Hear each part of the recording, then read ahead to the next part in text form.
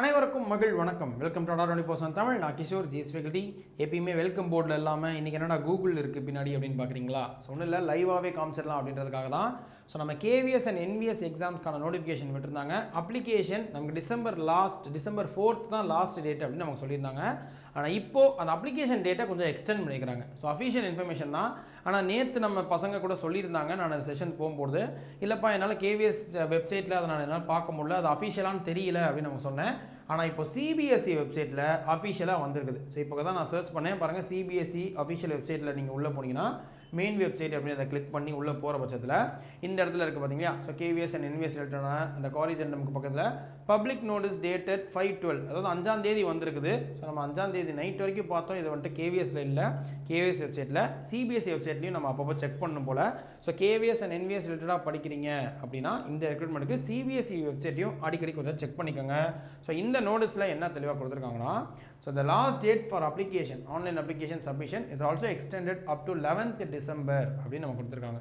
So கிட்டத்தட்ட ஒரு வாரம் எக்ஸ்டெண்ட் பண்ணிக்கிறாங்க. டிசம்பர் 4 லாஸ்ட் டேட்டாக இருந்தது, இப்போ டிசம்பர் 11 மாறி இருக்குது அப்படின்னு நமக்கு சொல்லலாம். இது ஒரு ஆப்பர்ச்சுனிட்டி தான். ஸோ கண்டிப்பாக கொஞ்சம் மிஸ் பண்ணவங்களுக்கு அடுத்த ஒரு வாய்ப்பாக இருக்கும். ஆனால் இன்னும் எக்ஸ்டெண்ட் பண்ணுவாங்களாம் நம்ம எதிர்பார்க்க முடியாது. பட் இதுக்கு முன்னாடியே ஒரு சின்ன இதுக்கான அறிகுறி இருந்துச்சு. ஏன்னா நிறைய பேர் வந்துட்டு சார் அப்ளை பண்ணுறதுல பிரச்சனையாக இருக்குன்னு அஃபிஷியலாக சிபிஎஸ்சிக்கே வந்துட்டு மெயில் அனுப்பிச்சிருக்கிறாங்க, அந்த இஷ்யூஸ் இருக்குது, டெக்னிக்கல் எரர் இருக்குன்னு. அதுக்கு ஒரு நோட்டீஸ் வந்துட்டு கொடுத்துருந்தாங்க. அது கூட நம்ம செஷன் போயிருந்தோம். அப்போயே ஒரு 10 நாள்லையே 11 லட்சம் அப்ளிகேஷன் வந்திருக்குது. அதனால் எங்கள் சைடில் வந்துட்டு நாங்கள் முடிஞ்ச அளவு கரெக்டாக தான் பார்த்துக்கிட்டோம். ஸோ எலிஜிபிலிட்டி இல்லைன்னா அது வந்துட்டு மேபி எரராக இருந்திருக்கலாம், இல்லைன்னா டெக்னிக்கல் எரர்ன்றது இத்தனை பேர் அப்போ அப்ளை பண்ணியிருக்க முடியாது. ஸோ அதனால் கொஞ்சம் செக் பண்ணி பாருங்கள், நீங்கள் வெரிஃபிகேஷன் பண்ணிக்கோங்க அப்படின்னு தான் அவங்க வந்துட்டு நோட்டீஸில் கொடுத்துருந்தாங்க. பட் இப்போது மேபி அதை கூட கொஞ்சம் கன்சிடர் பண்ணியிருப்பாங்கன்னு நினைக்கிறேன். ஒரு சில பேருக்கு மேபி டெக்னிக்கல் இஷ்யூவாகவோ ஏதாவது சம்திங் இருந்திருக்கலாம். ஸோ அவங்களுக்கு நல்ல ஒரு வாய்ப்பு தான். ஸோ டேட் எக்ஸ்டெண்ட் பண்ணிட்டாங்கன்றதை தெரிஞ்சுக்கோங்க. கண்டிப்பாக இதை வந்துட்டு நோட் பண்ணிக்கோங்க. ஆனால் அதை விட ரொம்ப முக்கியமாக எக்ஸாம் டேட் ஆல்ரெடி நமக்கு அனௌன்ஸ் பண்ணிட்டாங்க. ஸோ இதே மாதிரியான அந்த நோட்டீஸில் தான் நமக்கு எக்ஸாம் டேட் அது கேவிஎஸ் இதுலேயுமே வந்திருந்திருக்கும். எக்ஸாம் டேட் வந்துட்டு அனௌன்ஸ் பண்ணியிருந்தாங்க. ஸோ இது எந்த இதுன்றது நம்ம பார்த்தோம் அப்படின்னா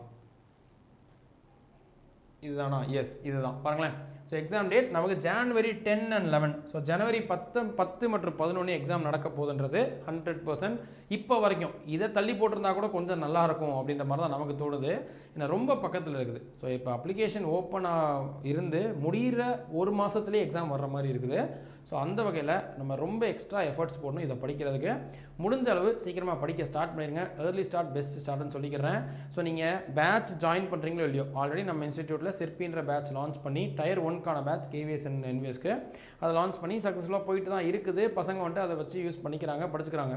நான் அதை பேட்ச் ஜாயின் பண்ணணுன்றதுக்காக சொல்லலை. நீங்கள் வந்துட்டு படிக்க ஸ்டார்ட் பண்ணுறது கண்டிப்பாக சீக்கிரமாக படிக்கணுன்றதை நான் ஃபஸ்ட்டு தெளிவாக சொல்லிக்கிறேன். ஆனால் எங்கே படிக்கணும், எப்படி படிக்கணும்னு எனக்கு தெரில சார், எனக்கு ஒரு ஐடியா இருக்குன்னா தாராளமாக சூப்பராக படிக்க ஆரம்பிச்சிருங்க.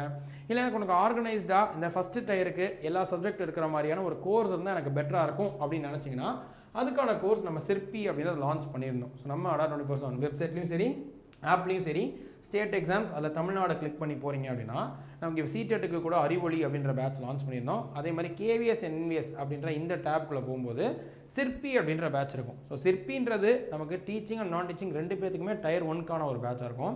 சிற்பி 2.0 அப்படின்றது நான் டீச்சிங் போஸ்ட் இருக்கு இல்லையா, அந்த நான் டீச்சிங் போஸ்ட்டில் நமக்கு வரக்கூடிய Tier 1 அண்ட் Tier 2 ரெண்டுத்துக்குமே கொஞ்சம் சேம் சிலபஸ்ன்றனால கம்ப்ளீட் அந்த Tier 1 Tier 2க்கு சிற்பி 2.0 ரெண்டும் ஒரே க்ளோசஸ் மாதிரி தான் இருக்கும். பட் ஆனால் Tier 1க்கு மட்டும் சிபிடி இங்கே வந்துட்டு Tier 1 தான் நம்ம சொல்லணும். கேவிஎஸ் அண்ட் என்விஎஸோட Tier 1 ஃபஸ்ட்டு ஸ்டேஜுக்குன்னு பார்த்தீங்கன்னா இந்த சிற்பி அப்படின்ற பேட்சை நீங்கள் ஜாயின் பண்ணிக்கலாம்.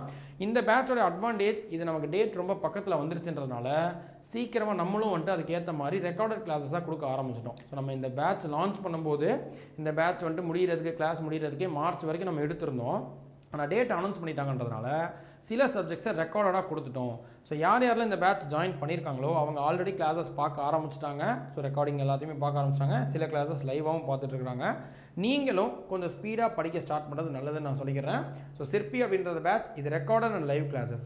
ஸோ செக் பண்ணி பாருங்கள், ஸ்டடி பிளான் படி. ஸோ இப்போ நீங்கள் இதே பேட்சுக்கு கொஞ்சம் கீழே போனீங்கன்னா ஸ்டடி பிளான் அப்படின்றது ஒன்று இருக்கும். அந்த ஸ்டடி பிளானை கிளிக் பண்ணிங்கன்னா ஒன்றில் நம்ம இன்ஸ்டிடியூட் இந்த கோர்ஸோடைய டைம் டேபிள் தான் ஸ்டடி பிளான்னு சொல்லுவோம். எந்த டைம் பீரியடில் எந்த ஸ்டாஃப் என்ன சப்ஜெக்ட் எடுக்க போகிறாங்க அப்படின்ற அந்த ஆர்டர் வந்துட்டு இருக்கும். ஆனால் அதே இந்த ஸ்டடி பிளானில் இப்போ ரெக்கார்டட் கிளாஸஸ் அப்படின்னு வந்துட்டு மென்ஷன் ஆயிருக்கணும். இப்போ பாருங்களேன், விமல் சாருடைய கிளாஸஸ் இது ரெக்கார்டட். அதே மாதிரி என்னுடைய கிளாஸஸில் இப்போ கெமிஸ்ட்ரியோ இல்லை ஜாகிரஃபியோ இது எல்லாமே லைவாக நான் வந்து இந்த டைமில் எடுப்பேன். 2 மணிக்கோ இல்லை 4 மணிக்கோ நான் எடுப்பேன். ஆனால் அதே வந்துட்டு இந்த ரெக்கார்டடில் இந்த ஹிஸ்ட்ரியாக இருக்கட்டும், அதே பயாலஜியாக இருக்கட்டும், ஸோ இது எல்லாமே ரெக்கார்டடாக இருக்கும் அப்படின்னு நமக்கு சொல்லிக்கிறேன். ஸோ ரெக்கார்டடில் இருக்கிறத வந்துட்டு நீங்கள் ஜாயின் பண்ண உடனே பார்க்க முடியும். அதை பார்க்க ஸ்டார்ட் பண்ணிடுங்க. லைவ் கிளாஸஸ் வந்துட்டு அந்தந்த டைமுக்கு நீங்கள் வந்துட்டு கவனிச்சுக்கலாம் அப்படின்னு சொல்லிக்கலாம். ஸோ இதான் அந்த சிற்பி பேட்ச்.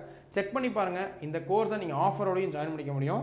ஸோ ஆஃபரோட ஜாயின் பண்ணுறதுக்கு மோர் ஆஃபர்ஸ் அப்படின்றத கிளிக் பண்ணி கூப்பன் கோடுன்னு கேட்கும்பா. அந்த இடத்துல Y890 அப்படின்ற இந்த கோடை நீங்கள் என்டர் பண்ணுறீங்க, டைப் பண்ணுறீங்கன்னா ஸோ லைவாகவே பார்க்க முடியும். 2500 ரூபாய்க்கு நீங்கள் வந்து ஜாயின் பண்ணிக்க முடியும். ஆனால் இதை விடையும் கொஞ்சம் கம்மியாக இருக்கும். ஒரு 100 ரூபா 200 ரூபா கம்மியாக இருக்கிற மாதிரி இருக்கும் ஸ்பெஷல் டேஸில் ஜாயின் பண்ணிங்கன்னா. ஸோ அந்த ஸ்பெஷல் ஆஃபர் ஷார்ட்ஸ் மூலியமாவோ செஷன் மூலியமாவோ நம்ம வந்து அனௌன்ஸ் பண்ணுவோம். அப்போ நீங்கள் ஜாயின் பண்ணிக்கிட்டீங்கன்னா இந்த கோடை யூஸ் பண்ணி உங்களுக்கு மேக்ஸிமம் பெனிஃபிட்ஸ் இருக்கும். ஸோ செக் பண்ணி பாருங்கள். ஸோ Y890 அப்படின்னு அந்த கோடை யூஸ் பண்ணும்போது 22% இருக்கும். ஸோ கீழேயே நமக்கு லிங்க் கொடுத்துருப்பாங்க டிஸ்கிரிப்ஷன்லையும். நானும் கூட இந்த கமெண்ட் செக்ஷனில் லிங்கை பின் பண்ணி வைக்க சொல்கிறேன். ஸோ அந்த கிளிக் பண்ணிங்கன்னா ஈஸியாகவே நீங்கள் ஜாயின் பண்ணிக்க முடியும். இந்த கோடை யூஸ் பண்ணி ஜாயின் பண்ணிக்கோங்க. வேறு யாருக்காவது வேணும்னு நினச்சிங்கனாலும் அதுக்கு ஷேர் பண்ணிடுங்க. அண்ட் அதே மாதிரி CTETக்கான நோட்டிஃபிகேஷன் வந்திருக்குது. ஸோ CTETக்கு நீங்கள் படிக்கிறீங்க, அது February 8 எக்ஸாம் வரப்போகுது. ஸோ அதுவுமே இது ரிலேட்டடான ஒரு எக்ஸாம்ன்றதுனால ரெண்டுத்துக்கும் சேர்த்தே கூட ப்ரிப்பேர் பண்ணுங்கள். இதை வந்து நான் ஒரு இன்ஃபர்மேஷனாக நான் சொல்லிக்கிறேன். ஸோ இதுதான் இன்ஃபர்மேஷன். நெக்ஸ்ட் வீடியோவில் வேறு ஒரு கண்டென்ட்டில் பார்ப்போம். அண்டில் தென் நன்றி, வணக்கம்ப்பா.